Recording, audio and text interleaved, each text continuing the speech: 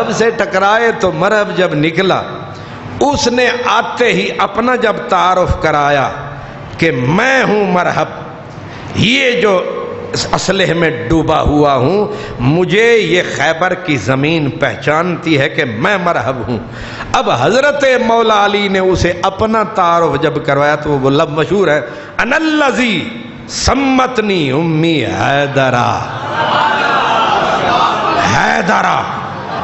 تو یہ حیدرا کا لفظ، اس کی میں ایک چھوٹا سا جملہ کہنا چاہتا ہوں۔ حیدر کا معنی ہوتا ہے، یہ شیر کے ناموں میں سے ایک نام ہے۔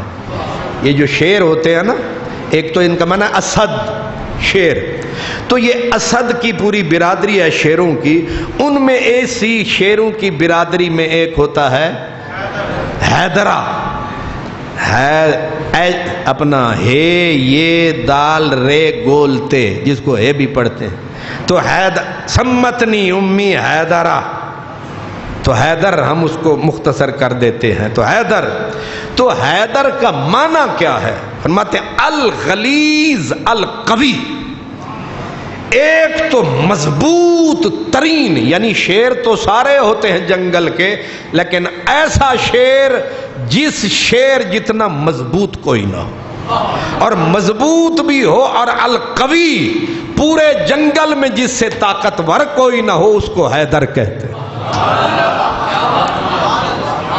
تے تسی آکھو گے جی بندہ اپنی تعریف کیتی جائے، میں حیدر ہاں، اے تے اپنے منہ میاں مٹھو، تے اپنی تعریف کرنی جائز نہیں۔ فرمایا جدوں دشمن ہوئے نا سامنے پھر جائز ہے۔ نہیں سمجھ آ رہی؟ تے میں بھی جلے ویلے کچھ گل کرنا، میں نو پتہ ہے کہ اے جڑی میرے سامنے اے ہو رہی ہے ریکارڈنگ، اے میرے یار بھی سنن گے تے کچھ غدار بھی، لہذا انہاں نو ذرا سنائی دے کہ سمتنی امی حیدرا۔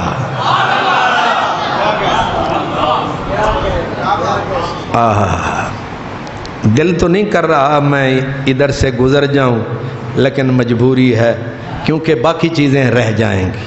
خیر، تو یہ قلعہ یعنی اس کو کہتے ہیں اوپننگ بیٹسمین کی، یہ پہلا بندہ آیا تے جیڑا 3-4 دنوں تو کم رکیا ہویا، انہیں آکھیا ویکھو جاندہ کنجے، انج پھڑکا کے ماریا، قلعہ فتح۔ اب آگے ظاہر ہے اتنے دن ہوئے، بھوک الگ، پیاس الگ، اوپر گرمی، یہی ساون کا مہینہ، اتفاق ہے اب ساون ہی ہے، گرمی شدت کی، اور پھر گرمی پہاڑوں کی، سخت زمینوں کی گرمی، اس گرمی میں لڑتے لڑتے پیاس نے ستایا، بھوک نے اکایا، آخر صحابہ نے ایک کو نمائندہ بنایا، جا عرض کر سرکارانو تسی تے نوریو پر ساڑا تے کچھ سوچو۔ اے بھوک بھی بڑی شے ہے، اے میری تقریر لمبی ہو جائے تے کچھ چودھری یہ بھی آکھ دے ہوندے نے اے جناب اسے روٹی بھی کھانی ہے، ہاں تے جیڑے حکا نوش ہوندے نادن تسی تے تقریری لمبی کر چھڑی، ایسا حکا بھی پینا سے۔ اب صحابہ نے بھیجا جناب وہ بھوک لگی ہے، کچھ روٹی پانی کا بھی بندوبست ہو، تو سرکار دو عالم نے آپ نے مانگی دعا، رب ستواں تے گزارا کر دے آئے نے۔ ایک مقام تھا صحبہ، جہاں حضرت علی کے لیے سورج پلٹا تھا، وہاں جس وقت حضور فرمایا کھانا لاؤ، تسی تے یہ سمجھتے جدو کھانا لاؤ پھر 8-7 کھانے سامنے، لیکن حضور واسطے انہاں ستو آ کے رکھ چڑھے، لیجئے کھانا کھائیے۔ ستو سرکار نے بھی پیے، باقو کو پلائے، کھانا ہو گیا۔ یہ تھا میرے آقا بادشاہ کائنات کا کھانا۔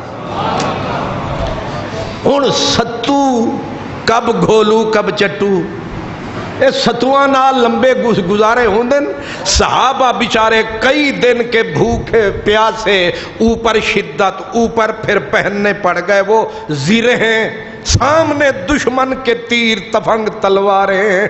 حضور نے مانگی دعا، مولا بھوکے ہیں کھانا کھلا، پیاسے ہیں پانی پلا، بڑے دن گزر گئے ہن تے آ کرم فرما.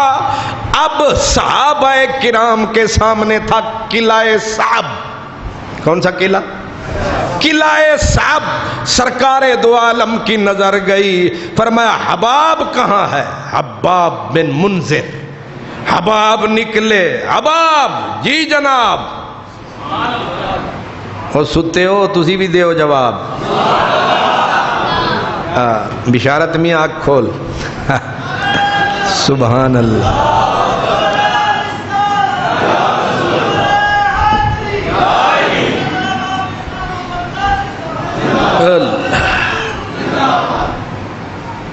اللہ. حضرت حباب نکلے میدان میں، جھنڈا پکڑا ہوا ہے، گھس گئے قلعہ حصن کے سامنے. اب انہوں نے یہودیوں نے سب سے اس قلعے کا طاقتور آدمی یوشا نامی یہودی جنگاور زور آور نکالا. حضرت سیدنا حباب نے دیکھ کے فرمایا بھوکا نہ سمجھی، پیاسا نہ سمجھی، ذرا ہوش سے آنا. اس نے کہا اتنے دن کے بھوکے پیاسے اب یہ بیچارے کریں گے کیا؟ اس نے ایسے